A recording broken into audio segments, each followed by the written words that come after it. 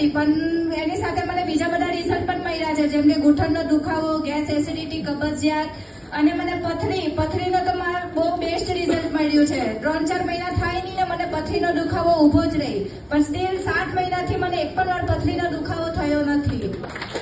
અને હું ઉંમર કરતા ઘણી નાની દેખાવા લાગી છું. અત્યારે ગેસ કરો મારી ઉંમર કેટલી છે, અને હું તમને પછી રિયલ ઉંમર ઉપાડી બતાવીશ. કેટલી લાગે છે આ બેનની ઉંમર? 31-32 જેવી. બીજા કોઈ કઈ કોમેન્ટ કરવા માંગો છો? હલો, પાછળથી તમે બોલી શકો, તમને ઓપ્શન આપ્યો છે. કેવડા લાગે છે આ બેન? બોલો બોલો, બોલવામાં નથી જીએસટી લાગતું. હવે કહી દો. મારી ઉંમર અત્યારે 40 વર્ષની છે. વાહ, આપણે તો ફોટો જો. જોરદાર.